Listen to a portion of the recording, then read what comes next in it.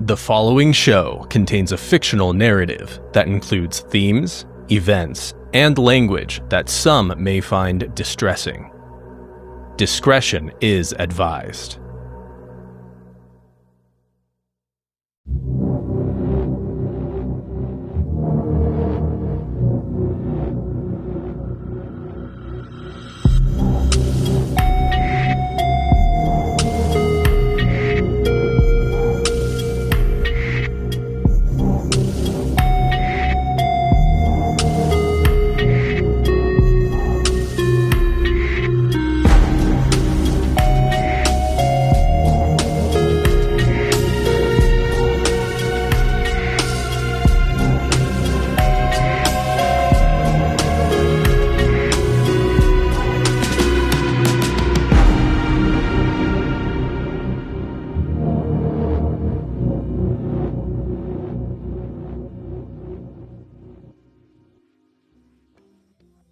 Welcome to This Line Isn't Secure. Hi there, I'm Libby, and today we'll answer the question, if it doesn't have a tail, is it a monkey or an ape? I'm so excited to have everybody here today, as I always am, except for myself. Will my therapist get to hear about that this session? I don't have a therapist. Let's start with our introductions, as we always do, in the order we always do them. I won't begin to say anyone's name. Yes, the order we always do them. Completely random. My name's Ty. I play ex-Deputy Marshal Reed Hollis, and I'm very excited to be hanging out in this new city locale we've discovered. You're excited. Feel these nipples. Hey, everyone. Charlie.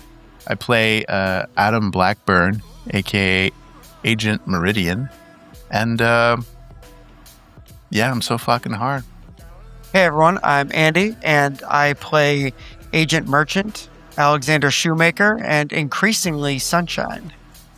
And I'm super happy to be in this landscape that might be less than possible. I've never met a more possible landscape.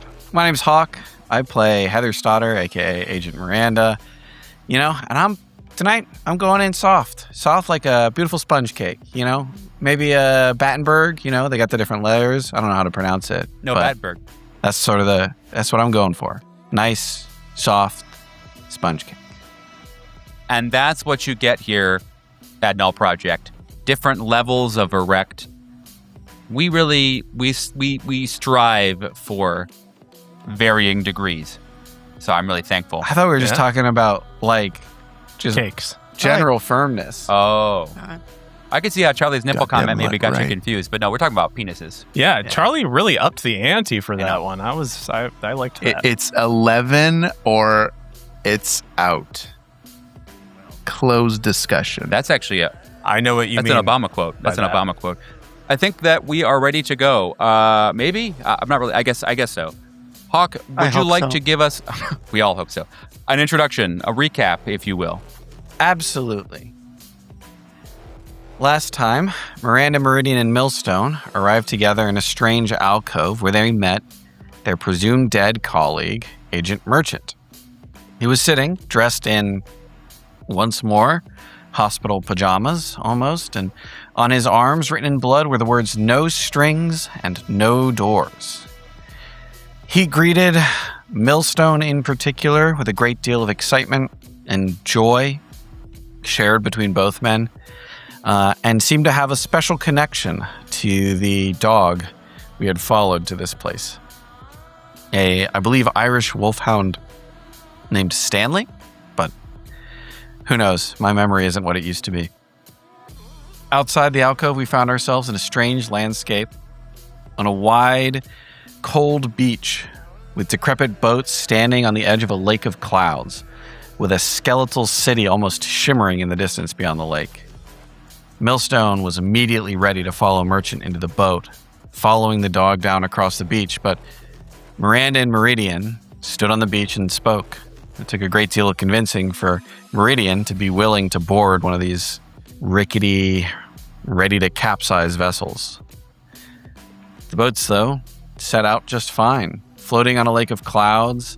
Seemingly guided only by Merchant's will, they sank slowly into the cool mist of the cloud, sinking and sinking as shadows moved in the clouds that resolved into big, just fuck off huge whales, busted up strange creatures, like a whale, not worth thinking about.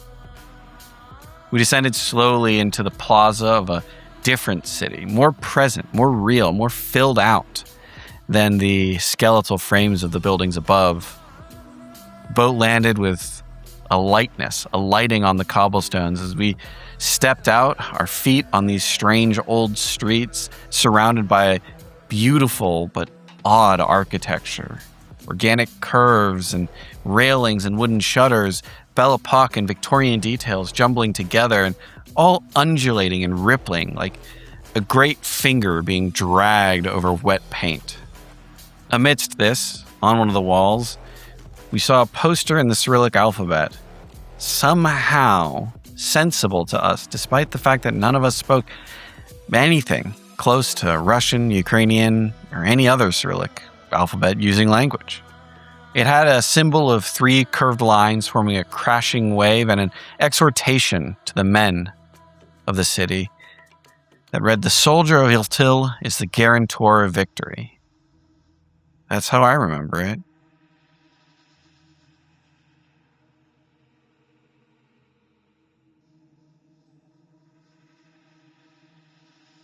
The most striking thing about your current locale is the amount of texture. When I say that, I imagine that a lot of people think of the way that objects feel around them. And in that way, yes, there are significant changes in texture. The cobblestone streets around you offer a much more desirous mode of travel than I think you've had. It is, at least at first, very comforting to feel rocks move beneath you. You get to traverse, make progress, and move forward. And in texture, as it pertains to physical texture, you're also getting the feeling of sand that maybe in other contexts would be a little uncomfortable, offers you a very tactile experience that you have not felt in this widespread of a way across your body in a long time. But there are other textures. There are other things that alter the experience that you are having. Above you, the clouds are withdrawing and receding. And you can see the black stars that are in the sky and watching over you. Distinctly, you get the feeling of Big Brother being looked over by an angelic or celestial feeling. But all at once, it becomes a muddy pool in your chest. This isn't really intention. This is, yet again, chaos at its peak. Around you, the city that you are walking through is just like the one above you, just like the one that was a husk and shifting across the open sands. This one shifts too, undulates and moves as you look at it. But its mirror image is much more comforting. Every window seems to have glass, iron railings around you, wooden shutters. There even seem to be some gas lamps that you catch out of the corner of your eyes that are burning. It looks like a photo or maybe a postcard from a beautiful place from a century or a time that has never existed. And again, as you allow your gaze to shift, doorways begin to lean, windows, whole rows of them, slide and shudder. And you can't help but feel as though whenever you place your sturdy gaze upon something, that it holds its breath and waits for you to look away. over everything, looming, grandiose, and a bit macabre, I think, you see the bulbed, enormous towers of the palace. That is unquestionably the beginning of the end of the end of the beginning. That is your destination and the genesis. That is where it all starts or ends. And that makes it your destination. The only thing that you know deep in your hearts, as you gaze between each other, hoping for a little bit more confidence, is that the way to get to your grandiose destination could not be murkier. What would you like to do, players? Merchant will step forward in front of the group and turn and open his mouth to say something. But it appears to hurt in some way. The skin stretches against his jaw, like he makes the movements and almost like he's trying to clear something he's choking on. But what he's choking on appears to be his own words. After a moment of some distress, just settles into a peaceful smile and waves the group on, and putting his right hand down, the dog jumps and runs over and immediately puts its head under his hand, allowing Merchant, Sunshine, Alex to scratch behind its ears. And then he flags the group as they continue, and he is going to walk right up the main drag. Gotcha. Are you looking for anything in particular or just looking for the best way forward? He is looking for a house that could have been occupied. I don't mean to make you share too much with the audience or the players, but I am a little bit curious. Can you give me some very base motivation or base goals for finding a place that was at some point a home? Yeah, he is simultaneously looking for he's looking for some evidence of when this town may have been inhabited. And he is also, as he slips into becoming Sunshine, he's also curious if one of these could be his house. So he has those both working at the same time. Go ahead and roll sand for me. Let's see. That'd be 008 under 32. Right. Very nice. That never happens. That does not ever happen. Yeah. Wow. Very well. Never. As you begin to walk down the street seems to walk with you. It seems like when you lay your steps on cobblestone, that the street has quietly agreed to stay where it is. It feels like you, in looking to see kind of how far you've made your travel in this time, you notice that the street looks the same, feels the same. In fact, it seems like, if anything, you moved back an inch or two. Noticing this, I imagine, would not be a very fun thing to do. So I will say, go ahead and you get to choose if you'd like, either losing 1 sand from the unnatural or 1 willpower. Oh, let's keep the journey going. Let's lose 1 sand. Go down to 31. Very nice. Very nice. You look around now, the group of you, the lot of you, and it all looks the same. Maybe a little extra fear, since your fearless leader couldn't get you anywhere. Does anybody want to try to go somewhere else or pick something up or do another thing? Reed's gonna step up to Merchant's position and take him by the arm, and he's gonna try to walk in the direction that he was trying to walk, see if he can coax reality in the right direction. Okay. Do you want to match, like kind of keep the same energy that he was like, I want to go where he was going to go, or do you want to like have your own? Okay. Yeah. I mean, Reed is viewing the merchant as something of like a psychopomp through the layers of hell at this point. And so wherever he's trying to go, Okay. that's where he wants to go. Nice. Go ahead and roll some sand for me there.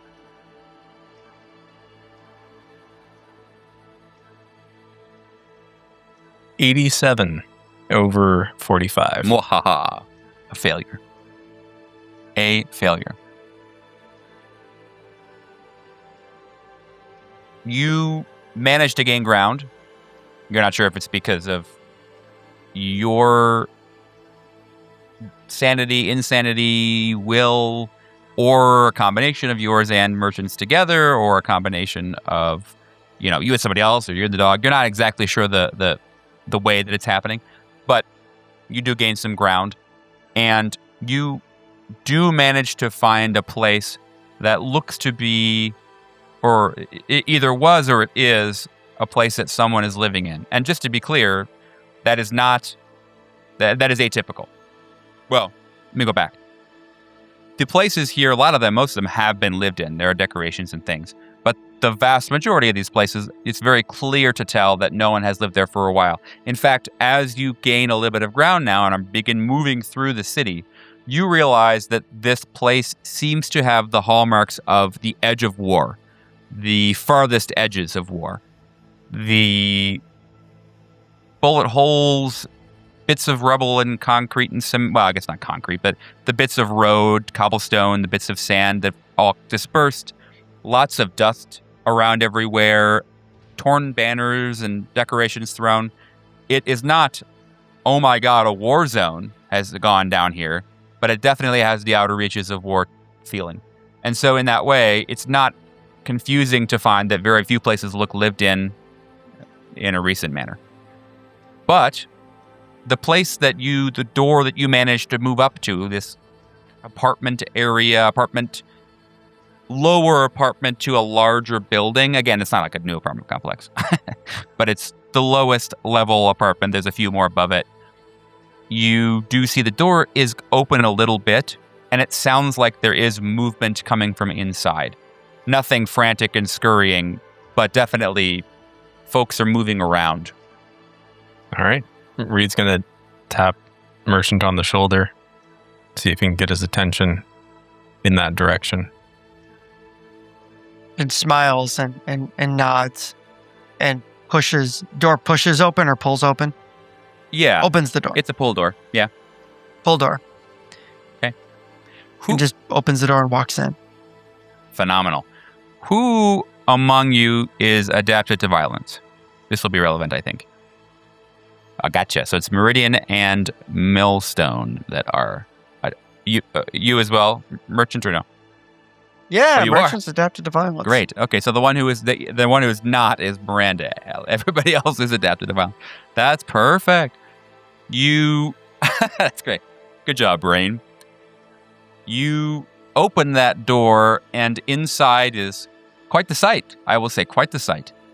There is a large main area as you walk in, a small like closet or place to put your small things, maybe a shoe area. And then it opens up into a fairly large kitchen living space. It's all kind of gathered into one. There's a couple of doors you see in passing that probably are bedrooms or storage rooms, but that is by far not the focal point of the room or of your attention. Your attention is drawn to the middle of this large space. There are 3 wooden chairs.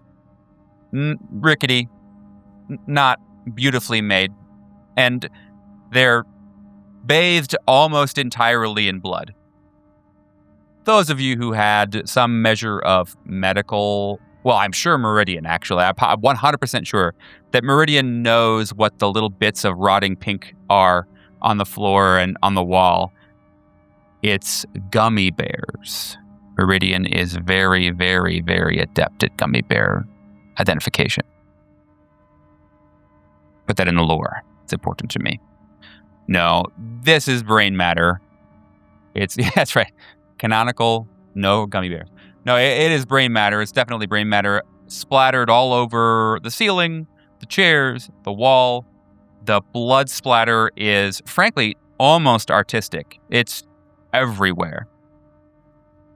The table has been knocked over in the space. Bullet holes riddle the front side of the top of that table and the walls. A serious number of rounds. We're talking in the neighborhood of 50 to 70, probably at a quick glance. Lots and lots and lots. There are 3 people. They're the ones shifting around. They have objects in their hands, as if they're trying to clean, perhaps, or make a meal. Not super sure at this time. They all have a blood-stained pillowcase over their head, and these eye holes that have been cut out in a jagged fashion, almost like a sharp stone or a rock has cut them. The family's hoods have muzzle burns on the larger portions of the ripped hoods, as if they were shot execution style. They obviously don't have features that you can view. The pillowcases are over their heads. But they are clearly now going about their daily chores. They have the child, a little girl, has a dustpan or kind of a ramshackle broom and is making a nice dust pile that's really like bullet casings, maybe some bits of like charred hair or flesh, and is sweeping that up in the kitchen area. Father seems to be doing some version of lighting a fire. He's got human arms in his hands, ones that have been severed, and is putting them neatly into the fire in a kind of a teepee fashion so as to get good airflow while making that fire.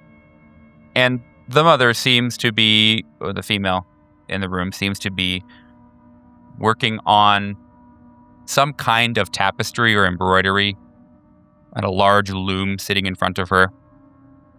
She is using her own hair. So you see she's reaching up under the hood and grabbing bits of hair and weaving them into some kind of art, where there are bits that she would like to have, patterned or made in a way that is artistic. She either uses the somehow still wet blood from the hood, wrings it a little bit, then puts it on the spots of the hair before putting it into the loom, or she you see has a clump that you assume is her own hair that's been pulled out, and she's got resting next to her the large saturation of blood on that hair, and she's taking that and flossing it into the teeth of the loom. And the sound of the thwack as the loom rides home is the only really normal thing about the space that you're looking at this time. I think all of you probably are at least in sight, which means that congratulations, Miranda, you should make a SAN roll. Dun, dun, dun, dun, dun, dun. 78, that's definitely a fail. Phenomenal. You lose 1 SAN from violence, believe it or not. Okay. The family... All right. This is someone else's problem. Hell yeah. Nice. I thought you were about to say breaking point. Yeah. No. No, I'm the fucking willpower spender here. I'm a mile away from my second breaking point. Just one more thing. Yeah, no, Sorry. One more thing to mention. The family does not really notice you. They're pretty engaged in their tasks. You're not sure if that's because they are like stuck in an eternal loop of doing the thing they're doing, or if it's because they haven't noticed you organically yet, but they have not. Yeah. So Miranda squeezes her eyes tightly closed and just thinks like, she's not even the most fucked up family I've had to spend time around. It's fine. It's awful, but it's fine. She opens her eyes and she looks at these grisly people and she just like imagines their her ex-boyfriend's family in a way. And that helps her get through it. Like, who hasn't had a bad dinner with someone before and just sort of imagined the horrible fate that they deserve? Miranda's in a good place right now, I think. Great. I'm sure I would be in a good place. I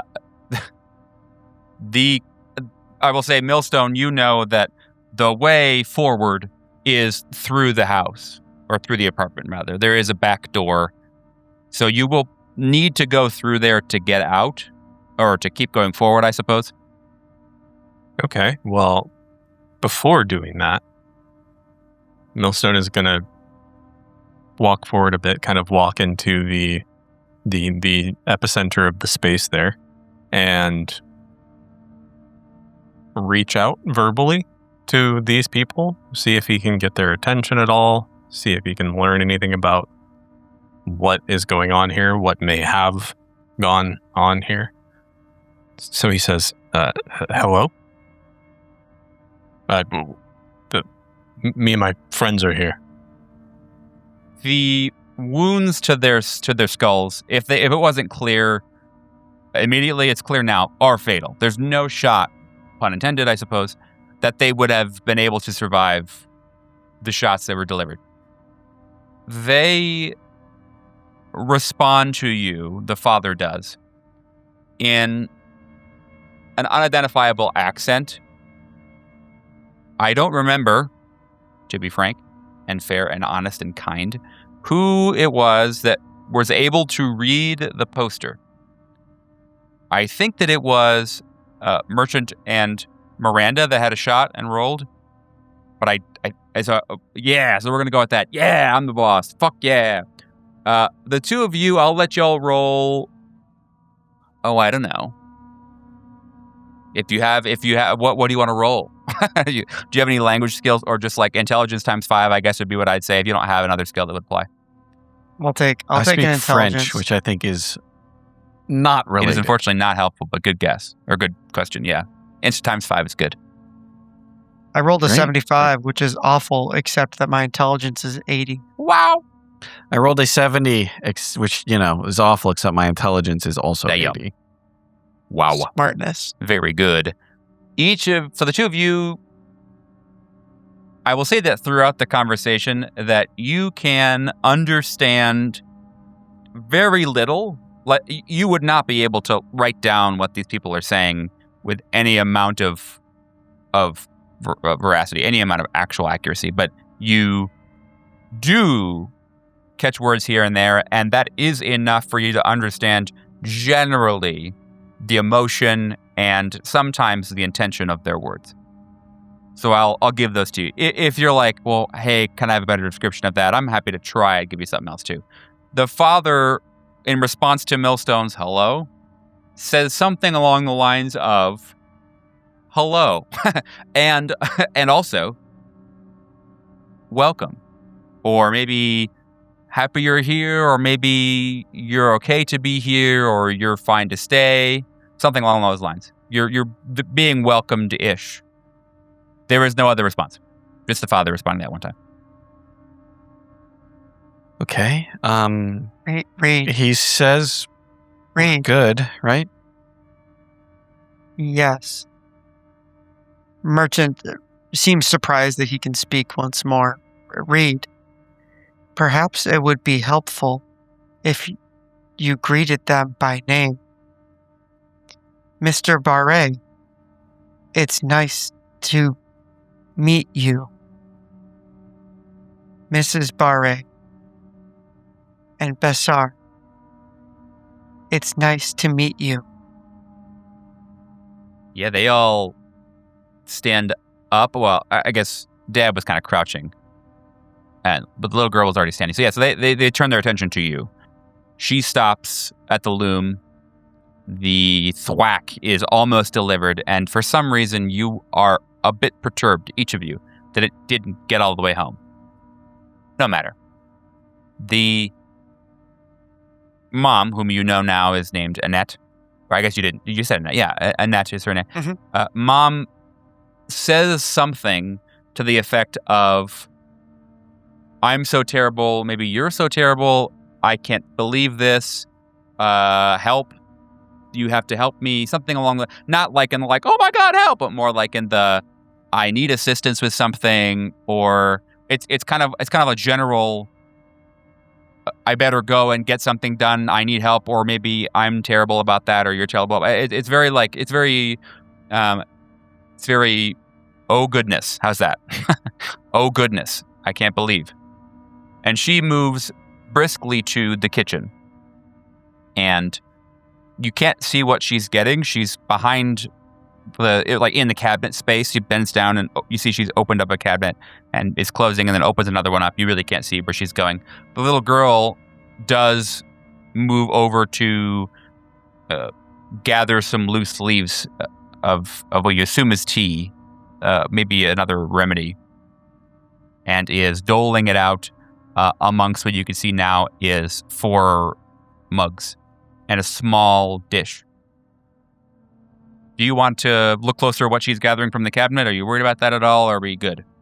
Merchant will definitely step up and even say, "Can I help you?" You wouldn't need to know their language to know that she says no. But you would need to know their language to know exactly what the dad says in response. Something along the lines of, well, if you have it, or do you have what I need, or I need that. Something along those lines in response to you asking, can I help? Or, can I assist? They're speaking a language you're not really sure. You're not for sure where you've heard it or where you've seen it. The two of them are thankfully lucky enough to have some recollection. Merchant will press toward the father. What do you need? He turns now to face you all the way. You just saw like the right profile of his face. He turns to face you now, and boy, if you were not adapted to violence already, fucking A. The majority of the front of his face is canoed. That is, it is kind of bent inward, such that he clearly received a pretty powerful round to the forehead or to the nose, like the bridge of the nose. It's vile. It is ungodly to look at. Dare I mention God's name in fucking Carcosa? But it is terrible. It's vile. In fact, I would say that you even get a bit nauseous, even with your adaptation. It is unknowable amounts of gore and disgusting. He looks at you, gathers that you probably don't get his language very well, and tries to give you a slow sentence that comes out to something like, did you bring fire? Are you fire? Where is the fire? Can I have some? Something like that. Merchant will look back to the group. He needs fire. This is Lamarck Barre. He needs fire. Reed kind of impulsively goes for his breast pocket. Reed is now wearing a suit. I'm going to say, Reed's not naked anymore. Yeah. No. Past that. Yeah.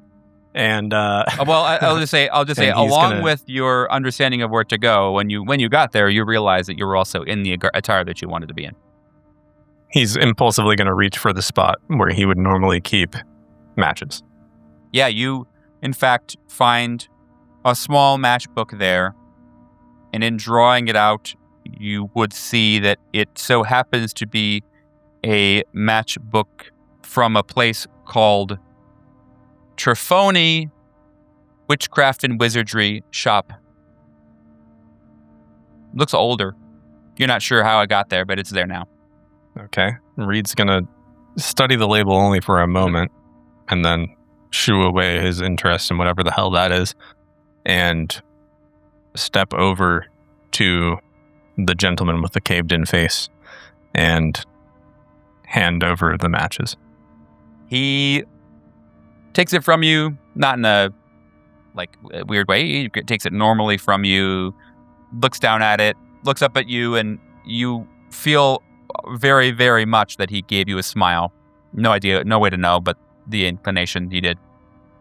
He opens up the matchbook, and on the interior, the matchbook unfolded, you see that the matches have been kind of aligned with the print to look as though they are a tower. And when the matchbook's unfolded, the bottom portion, you can see that the art shows two people that have fallen off the tower and are falling off the matchbook, so to speak, air quotes. The matches, when struck along the patch at the top, make it seem as though a fire has begun at the top of the tower. When all the matches are gone, probably you see an art much like the one that Merchant painted for you on the canvas and then the wall to get you here. Same idea, almost a old French tarot card kind of thing going on. Minstrel-ish, which has to be a word, right? Minstrel-ish? The strike is good. The flame actually kind of burns even more than you thought it would, as if there was a poor concentration or a gooder concentration. I did not graduate college. Of some kind of chemical oxygen, perhaps, in the room. It burns brightly and is thrown upon the fire. There is some amount of kindling. I guess you're not sure exactly what that might be, but the fire does crackle, and the human arms do, in fact, keep the fire lit, because why would they? Why wouldn't they? The room begins to smell of charred flesh almost instantly, but it does get warmer, and that does, in fact, mean the tea can be made. So about the time the fire gets lit and gets going, some of you were looking and are not looking, but you all see and hear that she has got this spit now and has the spit that goes across these U-shaped areas. She puts the teapot on that and begins to get some water, boiling over the human arm fire. They seem happy to have guests. The little girl comes to the middle of the room, sits in one of the chairs that's there, much in the way that you assume she sat when she was executed. Back to the other chairs, like a triangle of the chairs, if you will, backs off facing each other. The father shakes your hand, by the way, or offers to shake your hand, Millstone. Yeah, I shake back. The tea is almost ready, and everyone's kind of quiet in the space. If anyone wants to do or say or look at anything in the room, now's a good time. I'm going to ignore the tea, go look over at the fires, kind of lean over it and inspect it more closely. Eyes flickering over the fire and the shapes beneath it and brow furrowed. How does it... Is it wax? I look around for a poker with which I can disturb the fire a little bit.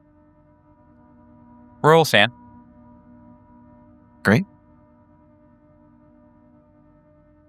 76 over 45. Nice.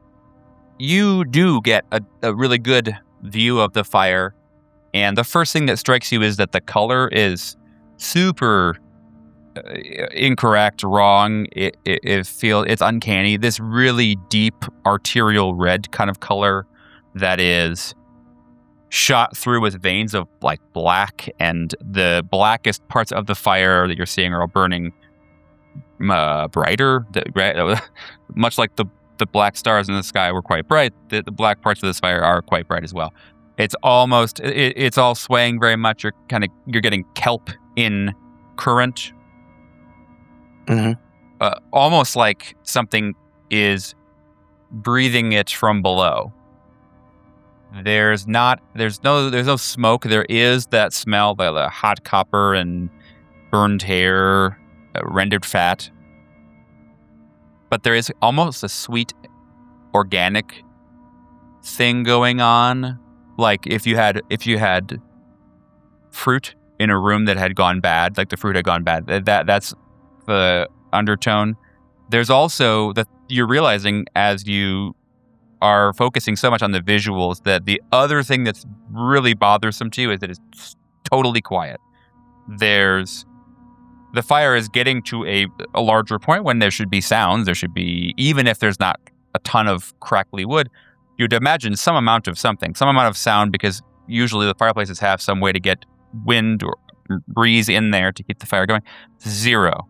There's nothing. It's all visual. And now as you're, again, close to it so that you're looking deep, you're realizing your face is not singed. You don't feel a lot of heat. You feel you feel like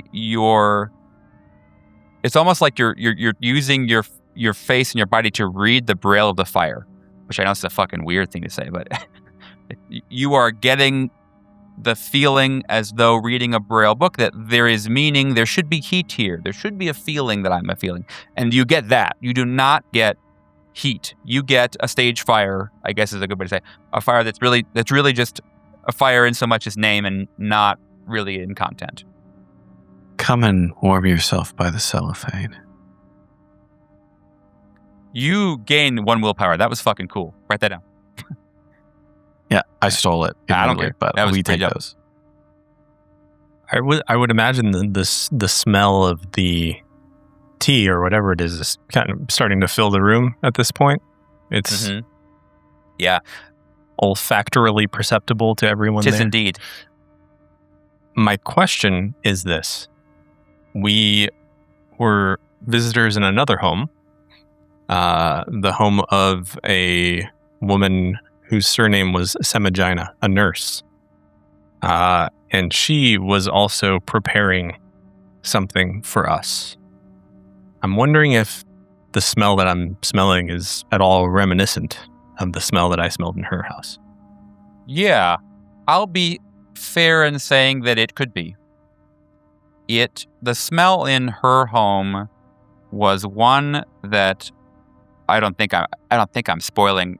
You learned at one point that smell of that tea was, if not to serve you with the remains, dissolved remains of her husband, may have been to hide the smell of the dissolved remains of her husband.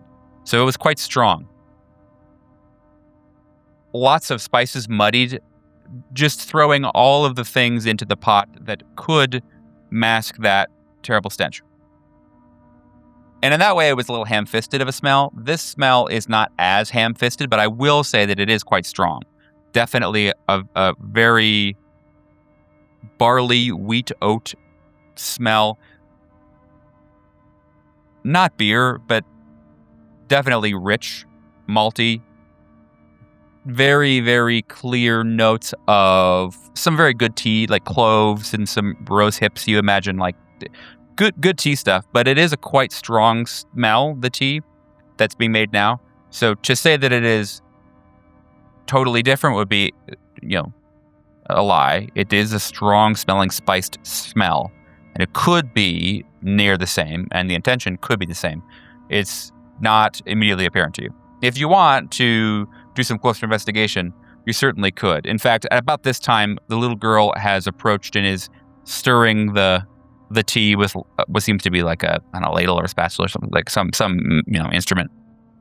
At this point, she lifts the lid and the smell it becomes more pronounced, and some different connections are being made in Reed's mind between what he's smelling and what he's seeing, and other things that he's smelled and other people he's met, other discoveries he's made, and he turns to the little girl as she stirs the pot and says, "Melonia?" The little girl looks you in the eyeballs, and you can see in the blood-splattered hood, it's likely that she was shot from below, from the weapon being held under her chin and went upward. The bits of her head that are most blood-splattered seem to also have like bone spurs or bone chips. It's snagging her hood on the top. She looks back at Dead in the eyes and almost a shocked expression. You learn a new word this day. You learn a new language, a new word, and that word is Melonia. And it is in a language that I will send to you in a private message. But you in fact could not be any surer that she is emphatically saying, yes, in fact, you are right, and here is the word that I would use for that substance. You have a moment where you transcend language. She can't speak yours, you can't speak hers, but you both understand that what has happened just now is you said the same word. How, sorry, I don't mean to interrupt. How is the war going? Why you ask a good question? Stop that. The mother says something along the lines of, We don't talk about that here. It's not talked about. Maybe we shouldn't talk about, and then you're kind of, but it's more so like the vibe is crystal clear, which is that, oh well, we don't want to mention that around our guests, kind of a feeling, right? Like it's like oh well, you didn't know it's taboo, but however, as she is saying that, the husband, who has been doing the nice like hands on hips stare at the fire kind of thing that people do sometimes, he turns and makes a motion for her to quell that, nicety, and he says something along the lines of, it is getting better every day, or it got better yesterday, or it's going to be better every day, something like that. I'm glad to hear it. Thank you for welcoming us into your home. I love the flats. They're well done. They get your meaning and nod in appreciation. The tea now is done and is being ladled into these cute little mugs that they have that are clearly handmade and very nice. And they must have been hell of a set of party hosters. Boy, oh boy. They even make sure the little bowl is there for your dog, that if the dog wanted to drink some tea, it could. And they offer that tea to each of you who would like to, well, I guess one at a time, I suppose. They offer it to Merchant first. Will you take a cup of the tea? Yep. Nice. I'm not, just to be clear, I'm not saying if you're drinking it yet, just see if you take it first. Next, because you're next on my screen, Meridian, will you be taking a cup of the tea? No. Okay. Okay. All right, gotcha. I'm going to, I guess, if you'd like to decline in a way that's different, let me know, but I'm kind of imagining that each of you are declining in the polite, no thank you, I appreciate it, no thank you kind of thing. Is that accurate to you, Meridian, or are you being more overt in some way? No, I just say no. Okay. On brand. Miranda, the tray comes to you. Thank you. And I pick up the teacup and saucer, and I hold them, gently swirl the tea, and I don't drink. Just sort of smell it. Sit there smelling it. And Millstone, you're last. Yeah, I'm going to politely cup the tea in both hands and, nod my head in thanks and just observe it. Just kind of look at the liquid sloshing around, look at the surface tension, look at the texture of it, and just ponder it a little bit. Reed's a little conflicted. Yeah. Merchant, is the dog going to imbibe? Yes. Simultaneously with Merchant. Nice. Miranda, you took the tea. You're not drinking it, correct? Okay. Yes. I'm going to lift it up like I'm going to drink it, and then I'm going to stop myself and ask a polite question, and then at some point I'll lift it up and hold it to my lip for a second, then set it down and look around the room. Sure. I'm not drinking it. I'm doing a bunch of business that's almost drinking it. You could ignore it if you wanted to. Okay. And you said you're conflicted, Millstone. I would say that the thing that is striking to you is in the water or whatever it is. Not immediately clear. You gather it's water. The viscosity looks right. You see there in the water less of a sure thing than we would normally see when drinking a liquid. We would normally look and we would say, oh, yes, a certain color, we expected that. Oh, a certain smell, yes, we expected that. Much like the fire, if you had examined it, but like Miranda did, this tea looks like tea should look. This tea looks like tea should taste, and it looks like it would fit perfectly well as a set dressing, as a prop in a commercial. It does look drinkable. Sometimes those commercials for fast food, they make a thing that looks totally not edible. This does look drinkable. It doesn't look like you'd have a problem, but it doesn't present as a delicious liquid that would really send you. It looks. Yeah, I'm not really worried about that. I just, Oh, sure. I don't want to fill up. No, I got you. Yeah. Yeah, description for everybody there, especially as Millstone we're coming up to you. With that in mind, how does that affect your pondering? Millstone's pondering isn't so much about how it looks or about being weirded out by the texture. He's looking into that glass and reflecting on what he knows about Melonia, what he knows about the only other person that he's ever encountered that has for certain consumed it. And he knows that person, he saw himself reflected in that person a little bit. The predilection for addiction to substances, how desperately she seemed to want or need more of it.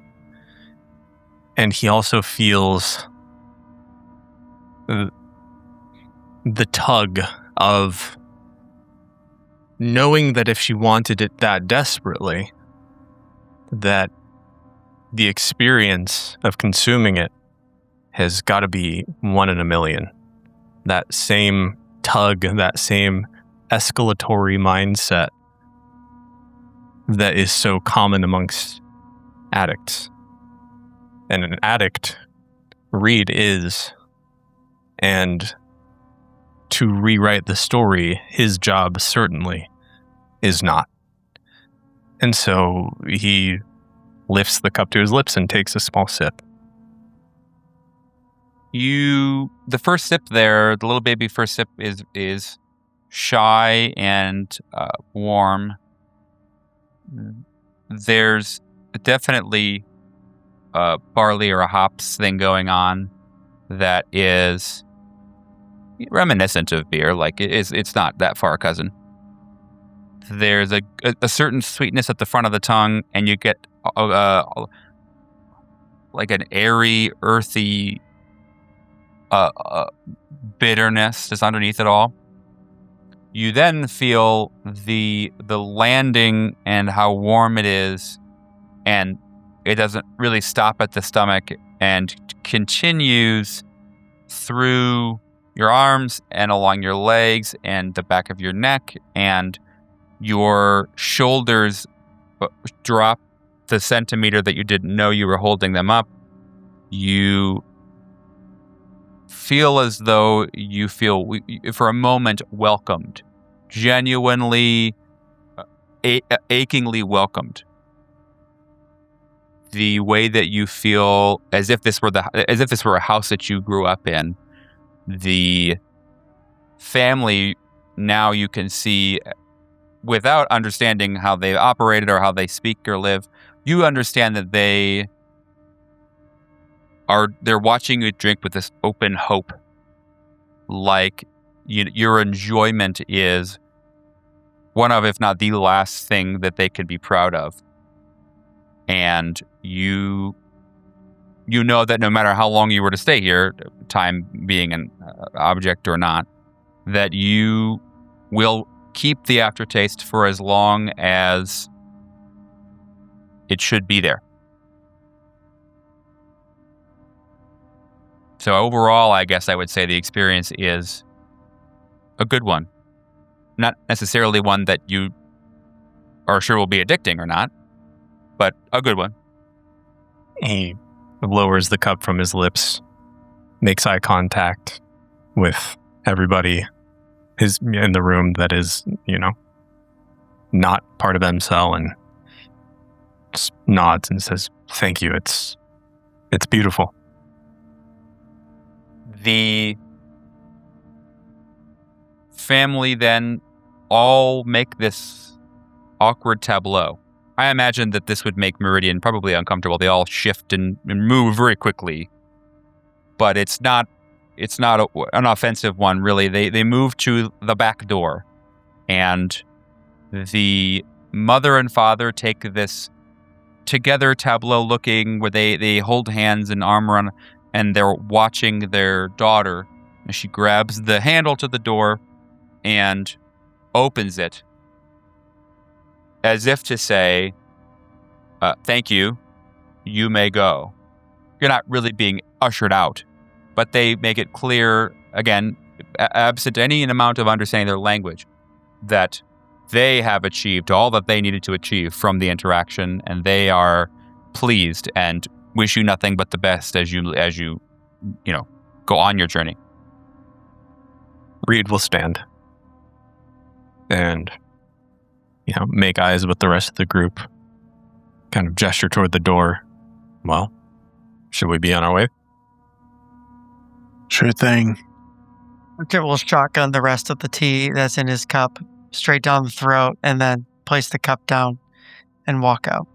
Sorry for the odd non-matching visual face movement for me. I heard you say I shotgun the tea, and I thought you were going to say I shotgun the family, and I was like, fucking damn, dude, holy shit, man. Probably not a merchant. No, I don't. Yeah, no. How Meridian of you? Yeah, no. Yeah, understood. Yeah, you drink the rest of your tea, and make your way out. They nod in appreciation as you make your way out. The merchant is already walking out the back door. Mm-hmm. Not even Same. so much. He is not speaking with the family anymore. Okay. Doesn't acknowledge the thank you. Just goes out the back door. Yep. Gotcha. So yeah, you and Millstone have both exited, and I imagine Miranda, you were in tow since you just mentioned your goodbyes. Meridian, did you want to say anything else? Stay there? Leave there? What are you doing right now? No, I'm just heading out directly. These people don't inspire me at all. They're sad to me, and I can't stay in a home like this. They wish all of you nothing but the best as you step out onto the back porch, as it were. I'm sure what they call it a porch in Victorian era language, but you sure. And you now look over the course of the cobblestone street, and again, each of you feeling this way now, which is nice. You have made progress. You know that you are closer. You're not sure how many more times you'll have to make this progress before you reach your destination, but you have, it seems, finished the first leg of this journey. The sound of the door closing behind you, another of the many moments in which you knew that the only way out is through.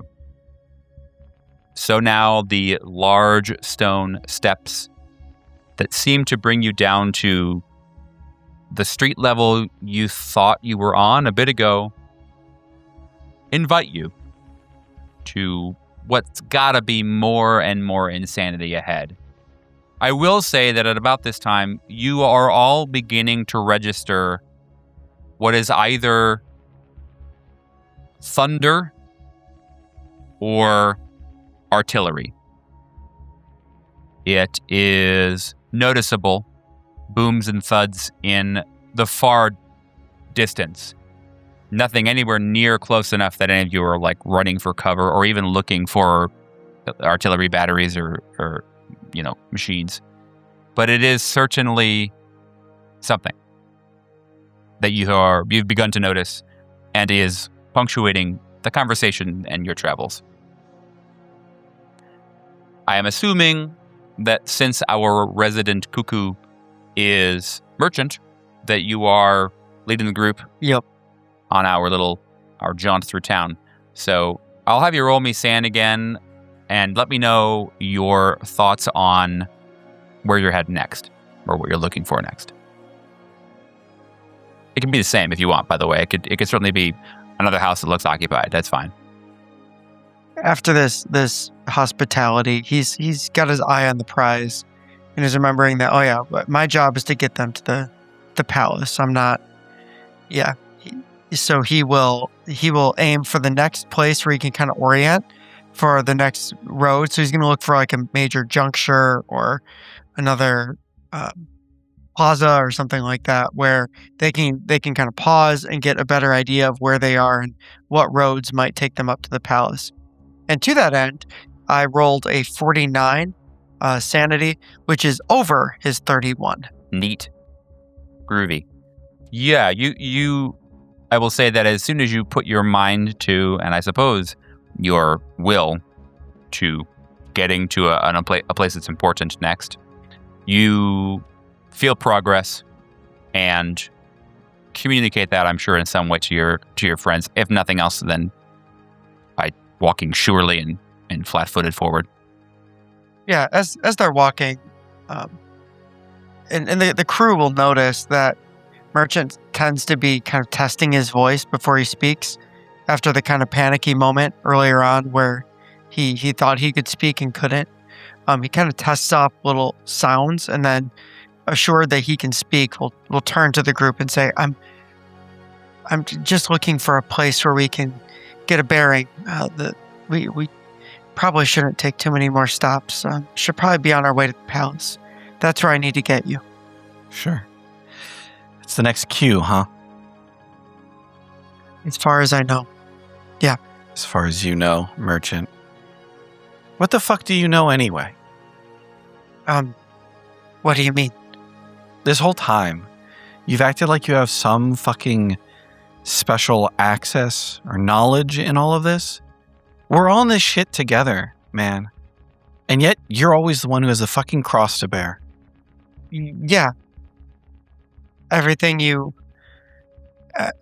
said is true. I do know more than you. I do have a cross to bear.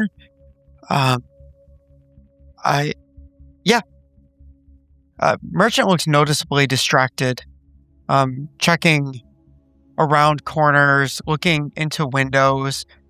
Certainly is responsive to what Miranda is saying, but he looks rather distracted, and then kind of locks in on her. I've met with the author twice. So? Authorship isn't everything, Merchant. It is when you're in a play. No. That's exactly when it doesn't fucking matter. There's a whole lineage of people who matter here, Merchant, and your fixation on authorship is all tied up in your own fucking shit, and you make a lot of goddamn assumptions because of it. Okay? You always have. I don't mean like since Broadalbin. I don't mean since fucking Dorchester House. I mean since day fucking one. Okay, Merchant? And you assume a single authorial hand defines everything. It's not fucking true. His job is to think it's true. What makes you think that he chose anything that you're saying right now? Well, I guess, yeah, they picked him up out of central casting and just said, your job is to be the guy who says this shit. Sure, maybe. You are disregarding so much of the shape of the thing we're caught in. And so much of what you do, Merchant, is you exert that the only way to properly understand it is through authorial intent and your understanding. Okay? We got where we got because of all of us. All right? We all had our lines. We all had our fucking cues, our exits, our entrances. And yet, because you've had a direct one-on-one with someone playing the author of the piece, right? Is he really even the fucking author? Or is he just another fucking cosmic stagehand? I don't fucking know. But the point is, there's no one truth here. Never has been. And if there is, none of us have fucking access to it. Yeah, well, I'm very keenly aware of that because who do you think has a higher likelihood of knowing what the fuck to do? The person who's met the author or the person who tries to fucking logicize everything? There is a logic to this. And I'm going to say that, and you're going to make a fucking face at me. But it's true. And if Merchant, who has met the author, and that gives him a fucking leg up on the rest of us, that's also a fucking logic.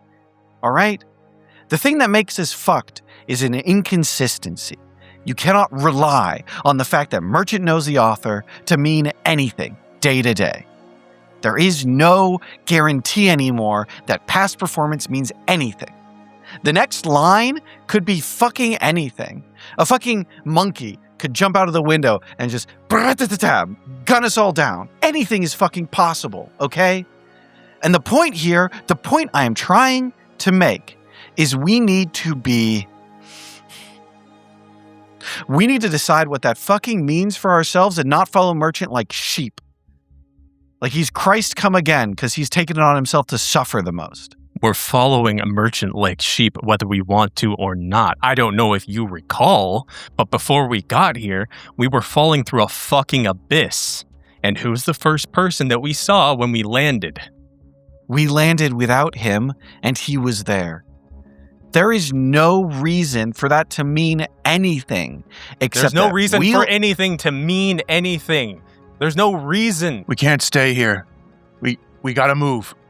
If we all have to play our fucking parts, the logic and reason here is all symbolic. It's theme. It's merchant suffers and Millstone follows. It's merchant drowns and Millstone dives in. It's merchant drowns and Miranda fucking tries to logicize all of it, okay? We all have our fucking parts to play, and... Exactly. So then what are you bitching about?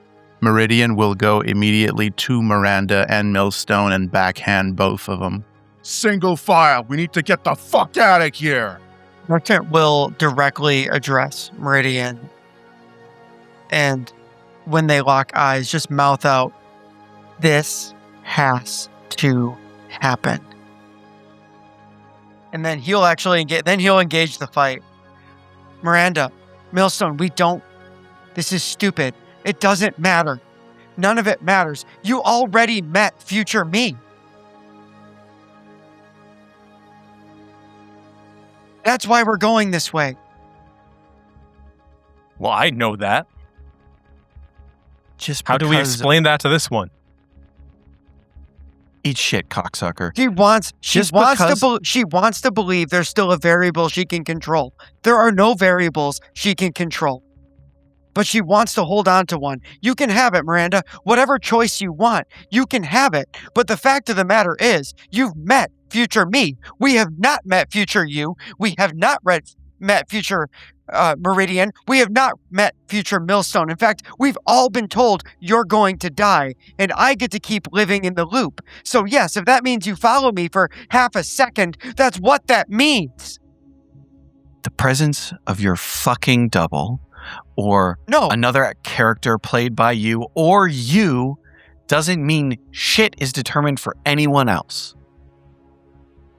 You are over-reliant on the fact that one thing is set to mean that all things are set.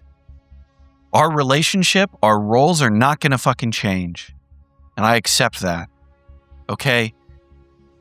But we don't have to accept every last fucking thing. Look around you. Yes, you fucking do. Miranda, I went through the basement. You went through the upper floors. We arrived at the same place. Screw with it what you want. Change whatever variables you want. The answer to the equation is still the same. We still go to the palace. We still get hurt. I'm not talking about the equation. The equation might be set, but you can change so many small things. There are so many steps in interpretation that decide if an ending is a happy one or a bad one. Doesn't even take a different word. Doesn't even take a different smile or a frown. It takes 2 fucking seconds. It takes a look. It takes nothing at all for people to decide this time is better. That's all I fucking want. Okay? I want us to squeeze whatever the fuck we can out of whatever the fuck we can. Okay? Whatever level of interpretation is open to us between this queue and that queue, between the scene falling apart and the walls coming down, the curtain dropping, we get to make choices. All right? Doesn't matter that for everyone ever, even if they were never part of this play, and I expect all of them were, still would have been the same. Cradle to the grave, can't change that. I'm not doing some fucking it's about the journey bullshit, but you get a lot of choices. That's exactly what you're fucking doing. There's nothing wrong with following this man. How does that if I'm choosing to follow him instead of do some other bullshit, how is that me not grabbing hold of whatever agency I have left? You just don't want to follow him. You just want to fucking be in charge. You're just fucking jealous. I do not care. I do not give one shit about being in charge. But this is the most anything I have seen out of you since we got to the brothel bin. You've been dead. Nothing. Okay? Me? Yeah. I mean, what the fuck am I supposed to say to that? We've been dying. It's one thing to die, right? But you're dying before you're dead, man. You had one moment with Merchant, you know? Sure, follow him. We're gonna get there. We're never not gonna get there. Take a goddamn moment. Fucking for yourself, man.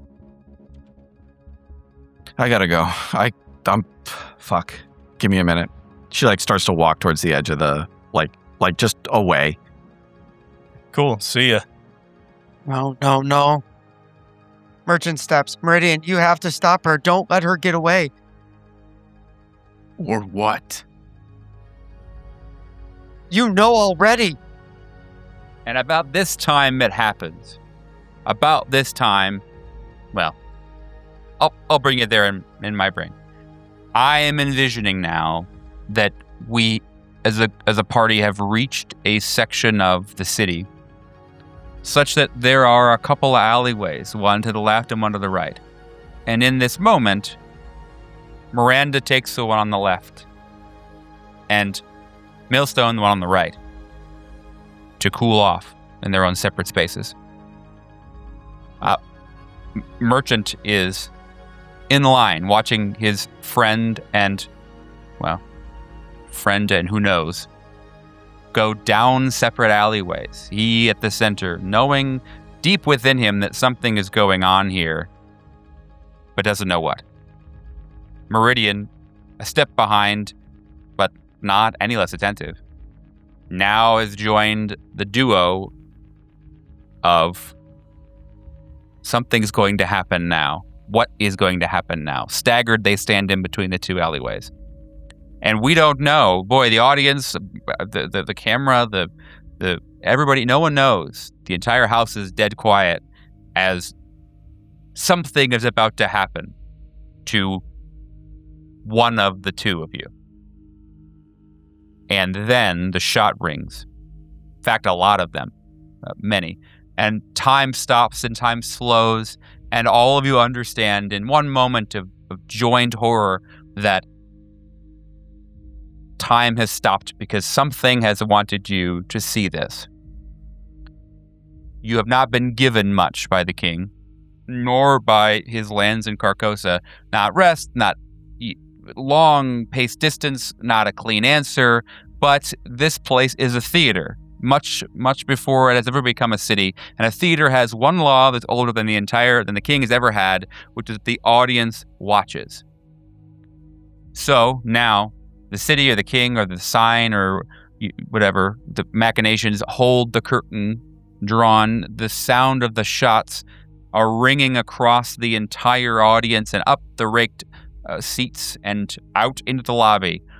A syllable that the world has not decided how to end. The muzzle flash lights the alley. It sits almost frozen at the end of the barrel, a petal of red and black fire, and every shadow it is throwing is pinned to the wall like a bug in a specimen case. You are all, in this moment, allowed to and are thinking. That is the cruelty. Nothing else is really moving, but your mind is allowed to run free and fast and useless, almost like being in a car crash. You really, no time to notice all the things. The curtains, again, stopping mid-breath. The string of blood that trickles off of the soldier's chin, refusing to fall there in the alley. The argument that you were having, which felt like it was the most important thing in the world 4 seconds ago, is already turning into what it always was, which is that none of you were looking. Turning toward the sound now. The sound of the gunshots, and will never stop turning. The face, one of your faces, wears the fight, the hurt, the sentence unsaid. The bullet is in the air between you and the rest of your lives. A small, dark fact. The space around you has arranged itself with terrible patience, and you realize that you're standing inside the last moment of the world where it misses. But you get to live here briefly, and that's the gift and the joke of the comedy here. The gritted teeth of the soldier glinting in match with his old but functional pistol. Somehow you walked upon him. Knowing is not the same as stopping it. Knowing will not, in fact, assist shielding the 8 rounds fired till empty. Carcosa has shown you that seeing it is all you can do. Witnessing, not participating. It's been teaching you the moment that you stepped into the McAllister, and here is, in fact, the final lesson, held up to the light. Somewhere behind you, or in front of you, the palace watches as Millstone's body crashes into the cobblestone. And I am sad to say that that is how the world will remember this forever. I suppose we'll see what happens next week.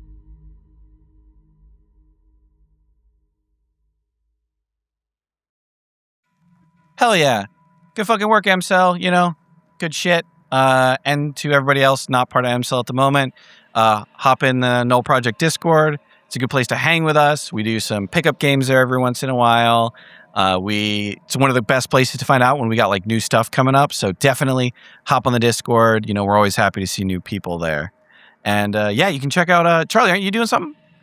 Yeah, I'm actually recently in a Trophy Dark game on the Dead Letter Bureau podcast with our good friend Nick Sayers. Go check it out. Nick. We like Nick. Another very cool Delta Green podcast. Very, very neat. Very good stuff out there. Mm-hmm. And we've always got things coming your way. Definitely, like Hawk mentioned, join the Discord. We've got exciting projects are always in the works, whether it be new live streaming things you can join and be a part of, or new bespoke content.